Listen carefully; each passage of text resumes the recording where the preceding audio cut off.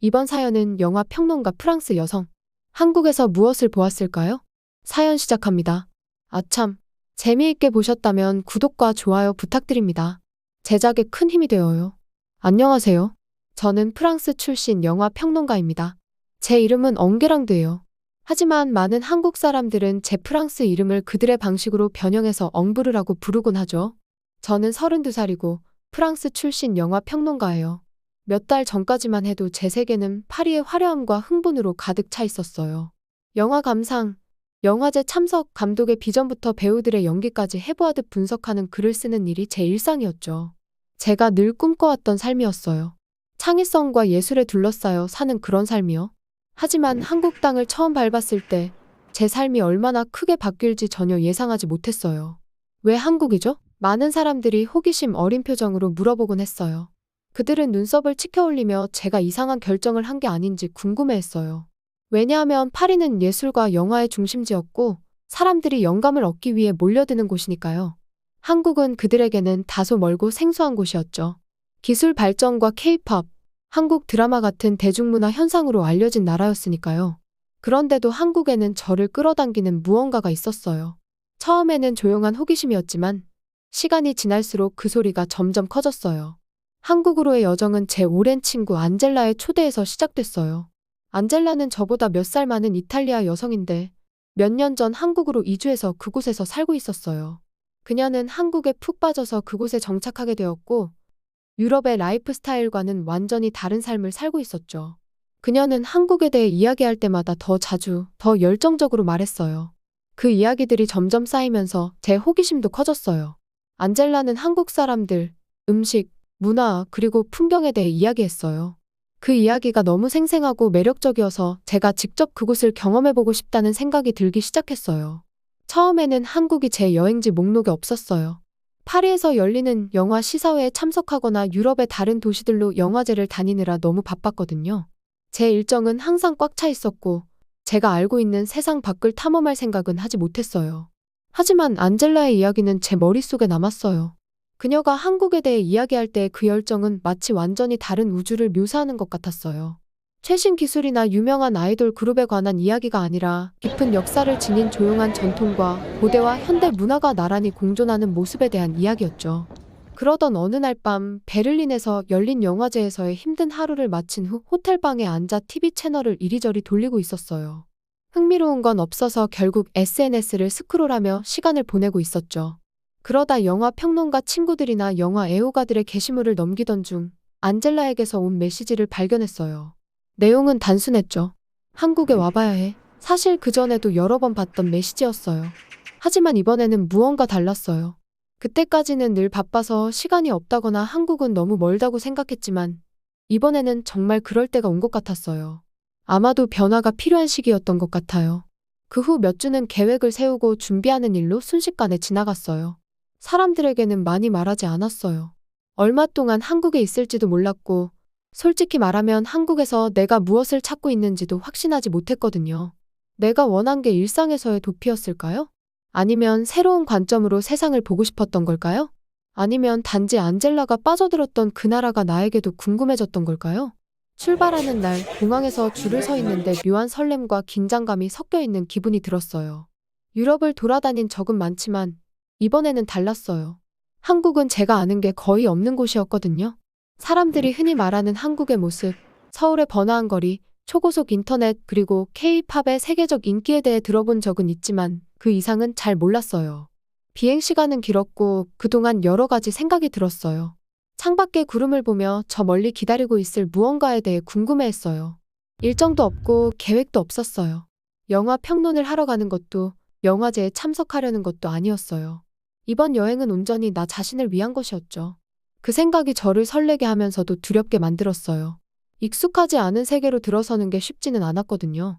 드디어 비행기가 서울에 착륙했을 때 설렘이 밀려왔어요. 이 도시는 그 불빛과 에너지, 그리고 모든 것이 낯선 느낌으로 저를 맞이했어요. 길거리의 표지판부터 사람들의 얼굴까지 모든 게 새롭게 다가왔어요. 하지만 그 낯설미 오히려 기분 좋은 흥분을 주었죠. 마치 세상을 처음 보는 어린아이처럼요. 안젤라는 공항에서 저를 기다리고 있었어요. 안젤라의 웃음은 여전히 넓고 밝았어요. 저를 꼭 안아주더니 곧바로 한국에서 보여주고 싶은 것들에 대해 열심히 이야기하기 시작했어요. 안젤라의 설렘이 저에게도 전해졌고, 이제 곧 완전히 새로운 경험을 하게 될 것이라는 생각이 들었어요. 서울 거리를 달리면서 창밖을 바라보며 그 도시의 모습을 담으려고 했어요. 도시는 밤 늦게까지도 활기가 넘쳤고, 네온 사인들이 거리를 밝히고 있었어요. 사람들은 바쁘게 움직였고, 마치 파리처럼 쉬지 않는 도시였지만 그만의 독특한 느낌이 있었어요. 안젤라의 아파트는 작지만 아늑했고, 전통과 현대가 어우러진 동네에 자리 잡고 있었어요. 짐을 풀고 나니 묘한 감정이 들었어요. 새로운 곳을 탐험할 생각에 설렜지만 동시에 무엇을 찾고 있는지 몰라서 조금은 막막했어요.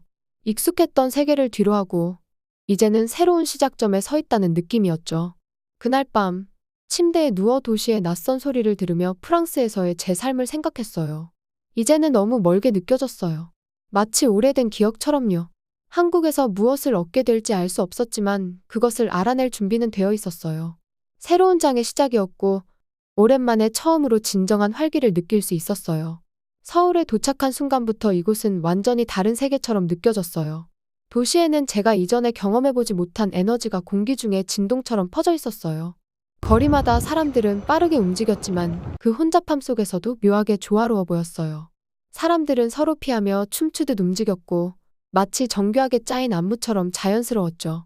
네온 사인은 밤하늘까지 뻗어 있는 듯했고 그 빛은 하늘을 향해 솟은 유리 건물에 반사되어 마치 별들이 내려다보는 것 같았어요. 정말 매혹적이었고 그때 처음으로 제 삶이 얼마나 달라질지 실감하게 됐어요. 안젤라는 언제나 자유로운 영혼이었지만 이제는 그 이상으로 차분한 자신감과 그곳에서의 소속감이 느껴졌어요. 한국은 안젤라를 변화시켰고 그건 한눈에 보였어요. 이제 한국은 단지 그녀가 사는 곳이 아니라 안젤라의 일부였어요. 첫날 밤, 저는 침대에 누워 도시 밖에서 들려오는 소음을 들으며 생각에 잠겼어요. 서울의 거리는 파리의 오래된 돌길과는 너무나 달랐어요. 그 길들은 살아있는 것처럼 느껴졌어요.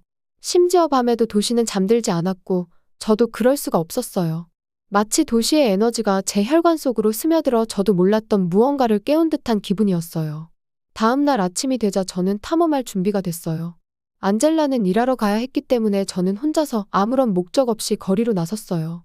한강 쪽으로 발길이 이끌렸고 도심 속의 평화로운 오아시스 같은 강가에 이르게 됐어요. 강을 내려다보는 작은 카페에 들러 커피 한 잔을 시키고 창가에 앉았어요. 진하고 깊은 맛의 커피를 홀짝이며 햇살에 반짝이는 한강을 바라보았어요. 그 고요한 순간 저는 안젤라가 제게 하려던 말의 의미를 비로소 깨닫기 시작했어요. 한국은 단순히 외관이 다른 곳이 아니라 그 느낌 자체가 달랐어요. 여기에는 묘한 균형이 있었어요. 전통과 기술이 어우러지고 옛것과 새로운 것이 공존하는 모습은 제가 그동안 경험해보지 못한 것이었어요. 그때 근처에 앉아있는 어린아이들이 눈에 들어왔어요. 아이들은 6살이나 7살 정도로 보였는데 각자의 손에는 태블릿을 들고 있었어요. 그 작은 손가락들은 화면 위를 빠르고 능숙하게 움직였어요. 마치 저보다 2배는 많은 나이의 어른들보다도 훨씬 더 능숙하게 기기를 다루고 있었죠. 그 모습은 놀라웠고 동시에 조금은 불안하게 느껴졌어요. 저는 안젤라가 한국에 오기 전에 해주었던 이야기가 떠올랐어요. 안젤라의 어린 조카가 나이에 비해 스마트 기기를 얼마나 잘 다루는지 이야기하곤 했죠. 그녀는 이게 이제는 보통이에요 라고 말했어요. 그녀의 목소리에는 경이로움과 걱정이 섞여 있었죠. 그리고 이제 그 아이들을 보며 그 말이 무슨 뜻인지 제대로 이해하게 됐어요. 기술은 이곳에 어디에나 존재했어요. 단지 고속 인터넷이나 가게에서 파는 최신 기기에만 있는 것이 아니었죠. 일상생활의 모든 면에 기술이 녹아들어 있었어요. 교육에서부터 엔터테인먼트, 소통에서 문화까지 모든 것을 형성하고 있었어요. 이 아이들은 기술이 마치 숨쉬는 것처럼 자연스러운 세상에서 자라나고 있었고 그들이 바로 그 증거였어요. 그날 저녁, 안젤라는 처음으로 자신의 아파트에 저를 데려갔어요. 저는 서울의 좁은 공간에 대한 이야기를 많이 들어서 작은 아파트를 예상하고 있었어요. 하지만 문이 열리는 순간 전혀 다른 광경이 제 눈앞에 펼쳐졌어요. 문을 열자마자 불이 자동으로 켜지며 방 안에 부드럽고 따뜻한 빛을 뿌렸어요. 커다란 벽 크기의 텔레비전이 우리를 반기며 개인화된 메시지를 띄웠고 숨겨진 스피커에서 잔잔하고 편안한 멜로디가 흘러나왔어요. 마치 아파트 자체가 우리를 실시간으로 반응하며 살아있는 것 같았어요. 모든 것이 편안함과 편의를 위해 설계된 느낌이었지만 결코 과하거나 부담스럽지 않았어요. 그저 세련되고 은은하며 자연스러웠죠. 안젤라는 제 표정을 보고는 웃으며 말했어요. 여기가 내 스마트홈이야. 저는 스마트홈에 대해 들어본 적은 있었지만 이런 식으로 경험한 적은 없었어요. 이건 단지 편리함을 위한 기술 그 이상이었어요. 효율성과 디자인이 완벽하게 조화를 이루어 일상의 평범한 순간들조차 특별하게 느껴지게 만들었어요. 우리가 안으로 더 들어가자 조명이 우리의 움직임에 맞춰 서서히 어두워졌고 창문이 천천히 열리며 도시 밖에서 불어오는 시원한 바람이 들어왔어요. 거실에 앉아 있자니 짧은 시간 동안 얼마나 많은 것이 바뀌었는지 생각하지 않을 수 없었어요. 이틀 전만 해도 파리에 있었는데 그곳에 오래된 건축물과 시간이 멈춘 듯한 역사를 마주하고 있었죠. 그런데 이제는 끊임없이 진화하고 있는 도시, 과거를 잊지 않으면서도 미래를 받아들이는 도시 한가운데에 있었어요. 그 순간 저는 비로소 깨달았어요. 제가 한국에 온 건 단순한 방문이 아니었어요. 저는 배우러 온 것이었고 세상을 새로운 시각으로 바라보러 온 것이었어요. 그리고 그렇게 하면서 저는 삶에 대한 새로운 이해를 얻었죠. 한국은 더 이상 제게 그저 외국이 아니었어요. 그것은 전통과 기술이 완벽하게 조화를 이루는 곳이었어요. 최신 기술이나 가장 빠른 인터넷을 갖추는 것이 중요한 게 아니었어요. 그것들이 어떻게 일상생활에 자연스럽게 스며들어 삶을 풍요롭게 만들고 있는지가 중요했죠. 그때 저는 이곳에 단순히 구경하러 온 것이 아니라는 것을 깨달았어요. 제가 이곳에서 얻을 수 있는 것들을 배울 준비가 되어 있었어요. 한국은 이제 더 이상 신비로운 곳이 아니라 미래를 두려워하지 않고 받아들이는 곳이었죠. 그리고 이 여행이 저에게 더 많은 것들을 가져다 줄 것이 기대됐어요. 제가 한국에 도착한 후 며칠이 지나면서 제 안에서 무언가가 서서히 변하기 시작했어요. 처음엔 아주 미묘하게 마치 머릿속 어딘가에 작은 변화의 씨앗이 심어진 것 같았죠. 하지만 한국을 계속해서 탐험할수록 그 변화가 점점 더 커지는 것을 느낄 수 있었어요. 이제 저는 단순히 이 나라를 방문하는 것이 아니었어요. 전과는 다른 시선으로 한국을 바라보며 예상치 못했던 방식으로 이해하기 시작했어요. 한국은 단지 첨단 기술의 중심지나 미래지향적인 꿈의 장소가 아니었어요. 그것보다 훨씬 더 많은 것을 담고 있었죠. 역사가, 전통이, 그리고 현대성이 하나의 완벽한 직조물처럼 함께 어우러진 곳이었어요. 안젤라가 사랑하게 된 이 나라의 또 다른 면모를 보여주려고 했어요. 안젤라는 저를 서울에 잘 알려지지 않은 곳들로 데려갔어요. 우리가 처음 방문한 곳 중 하나는 지역 시장이었죠. 유럽에서 보던 시장과는 전혀 달랐어요. 노인들이 전통 공예품을 파는 가판대에 앉아 있었고 그들의 손은 마치 조상들이 그랬던 것처럼 능숙하게 바구니를 짜거나 도자기를 빚고 있었어요. 그런데 제가 주목한 건 그들이 젊은 손님들과 거래하는 방식이었어요.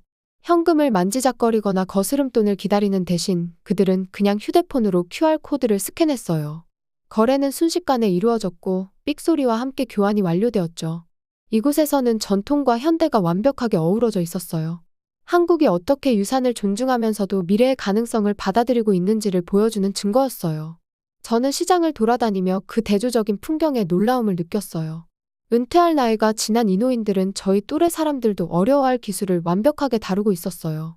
그럼에도 불구하고 그들의 기술 다루는 모습에는 어색함이 전혀 없었어요.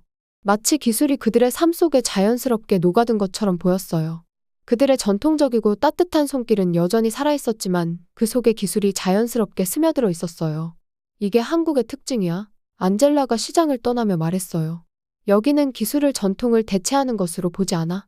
오히려 전통을 더 잘 살릴 수 있게 기술을 활용해 삶을 조금 더 편하게 만들면서도 중요한 것들은 놓치지 않지. 엔젤라의 말은 제 마음속에 깊이 남았어요. 어디를 가든 저는 이런 조화를 볼 수 있었어요. 서울의 높은 빌딩들은 햇빛 아래 반짝이는 유리벽으로 우뚝 솟아 있었고 그와 가까운 거리에 수백 년 된 절이 나무들 사이에 고요하게 자리 잡고 있었어요. 어느 날 오후 저는 이런 절 중 하나를 찾았어요.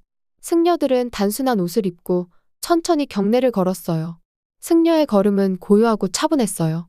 도시의 소음은 절에 들어서자마자 희미해졌고 대신 연불 소리와 향이 은은하게 퍼져나갔어요. 저는 한 나무 아래 앉아 명상에 잠긴 승려들을 바라보았어요. 승려들의 얼굴은 고요하고 집중된 모습이었어요. 마치 수세기 전에 시간 속으로 들어온 듯한 느낌이었어요. 하지만 이곳에서도 그 균형이 느껴졌어요. 절 밖에서는 방문객들이 스마트폰으로 사진을 찍고 있었고 안내 표지판은 앱으로 더 많은 정보를 얻을 수 있도록 QR코드가 붙어 있었어요. 과거와 현재가 나란히 공존하는 모습이었고 그 조화가 절묘하게 이루어지고 있었어요. 한국에서 저를 감동시킨 것은 단순한 기술이 아니었어요. 이 나라의 본질, 그 문화의 정수였어요. 한국은 혁신과 깊이 뿌리 내린 가치를 자연스럽게 결합시키는 힘을 가지고 있었고 그 과정이 전혀 인위적이지 않았어요. 사람들의 일상 속에서도 저는 그것을 느낄 수 있었어요. 한국은 빠르게 변화하는 현대사회 속에서도 전통과 평온을 유지하며 균형 있게 살아가고 있었죠. 제가 머무는 동안 가장 인상 깊었던 순간 중 하나는 영화 스튜디오를 방문했을 때였어요. 영화 평론가로서 저는 항상 멀리서 한국 영화를 존경해왔어요. 한국 영화의 예술성, 감정의 깊이, 그리고 독특한 스토리텔링에 대해 찬사를 아끼지 않았죠. 하지만 직접 스튜디오를 방문하니 전혀 다른 느낌이었어요. 그곳에는 창의성과 열정이 가득했고 그 에너지는 전염성이 있었어요. 감독과 제작진은 완벽한 호흡으로 일하고 있었고 그들의 움직임은 마치 이 도시와도 닮아 있었어요. 정교하고도 목적 있는 움직임이었죠. 그들이 만든 영화는 화려한 시각 효과나 최첨단 기술만을 자랑하지 않았어요. 그 안에는 사람들, 삶, 그리고 인간의 경험에 대한 이야기가 담겨 있었어요. 그런 점에서 한국 영화는 이 나라 자체의 거울과 같았어요. 과거를 회피하지 않고 현재의 도전도 외면하지 않으면서 그 모든 것을 강력하고 아름다운 서사로 엮어내고 있었어요. 영화 세트장에서 배우들이 캐릭터를 생생하게 연기하는 모습을 보며 저는 깊은 연결감을 느꼈어요. 한국은 영화를 통해 자신의 이야기를 하고 있었고 어느 순간 저도 그 이야기의 일부가 된 것 같았어요. 저는 외부에서 바라보는 비평가로 이곳에 왔지만 이제는 안젤라가 처음 한국에 도착했을 때 느꼈던 감정을 이해하기 시작했어요. 한국은 단순한 장소가 아니었어요. 그것은 회복력, 진보, 그리고 혁신에 살아 숨쉬는 이야기였어요. 날이 갈수록 저는 이 나라에 대한 경외감이 더 깊어졌어요. 변화는 단순히 한국을 새롭게 보는 것에서 그치지 않았어요. 저 자신을 새롭게 바라보는 것도 포함됐어요. 이번 여정은 단순히 새로운 문화를 탐구하거나 새로운 영화의 흐름을 비평하는 것이 아니었어요. 변화의 마음을 열고 새로운 가능성을 받아들이고 아마도 제가 저 자신을 넘어서는 무언가의 일부가 될 수 있다는 생각을 받아들이는 것이었어요. 파리에서의 제 삶을 떠올렸어요. 어두운 극장에서 보내던 날들과 리뷰를 쓰며 밤을 지새우던 그날들. 그 삶은 나름대로 충실했어요. 하지만 이제 한국에서 느끼는 것은 완전히 달랐어요. 저는 이곳에서 새로운 소속감과 연결감을 느꼈어요. 그동안 경험해보지 못했던 이 장소와 사람들과의 깊은 유대감이었어요. 마치 한국이 저의 새로운 면을 열어준 것 같았어요. 그동안 저도 몰랐던 새로운 나를 발견하게 된 것이죠. 시간이 지나면서 저도 서서히 그러나 확실하게 변해갔어요. 한국의 혁신 정신과 전통과 현대를 조화롭게 아우르는 능력이 저를 예상치 못한 방식으로 영감을 주기 시작했어요. 저는 더 이상 단순한 영화 평론가가 아니었어요. 저는 이 살아 숨쉬는 이야기의 한 부분이 되었어요. 서울의 거리, 네온사인, 그리고 고즈넉한 절들을 지나며 저는 제 인생이 영원히 변했다는 것을 깨달았어요. 한국을 떠나야 할 시간이 다가오자 제 마음은 복잡한 감정으로 가득 찼어요. 처음 한국에 올 때만 해도 저는 이곳을 그저 관찰하고 비평하며 외부인의 시각으로 거리를 두고 볼 거라고 생각했어요. 하지만 예상치 못하게 저는 완전히 한국의 이야기 속으로 빨려 들어갔죠. 단순한 호기심에서 시작된 여행은 예상치 못한 깊은 개인적 변화를 가져왔어요. 한국은 제가 도착하기 전에 들었던 모든 고정관념을 완전히 뒤집어 놓았어요. 흔히 외국인들이 생각하는 첨단 기술의 유토피아만이 아니었어요. 매끄러운 기기나 빠른 인터넷 그리고 K-팝과 드라마의 세계적 열풍만이 한국의 전부가 아니었죠. 한국은 깊은 역사를 지닌 나라였고 그 뿌리는 풍부한 문화적 유산에 단단히 박혀 있었어요. 그와 동시에 미래를 향해 가지를 뻗어 나가며 혁신과 창의성으로 세상을 변화시키고 있었어요. 저는 전쟁과 어려움에서 다시 일어선 나라를 보았어요. 한결같은 회복력과 적응력 그리고 단결된 정신으로 재건된 나라였죠. 한국의 이야기는 단순한 기술적 성공 이상의 승리의 이야기였어요. 그것은 사람들의 영혼을 담은 이야기였고 제 시간 속에서 이 이야기는 전 세계가 배울 수 있는 귀중한 교훈이 되었습니다. 한국의 시장, 절, 고층 빌딩, 그리고 사람들과의 작은 교류에서까지 저는 진보와 전통을 동시에 존중하는 나라를 봤어요. 과거와 미래 중 하나를 선택하는 것이 아니라 둘 다를 자연스럽게 받아들이고 공존시키는 것이었죠. 이 균형이 제가 경험한 모든 것의 중심에 있었고 그것이 제 마음 깊이 울렸어요. 한국은 저에게 세상을 바라보는 새로운 방법을 보여주었어요. 혁신이 중요한 것을 잃어버리는 대가로 이루어질 필요가 없다는 사실을요.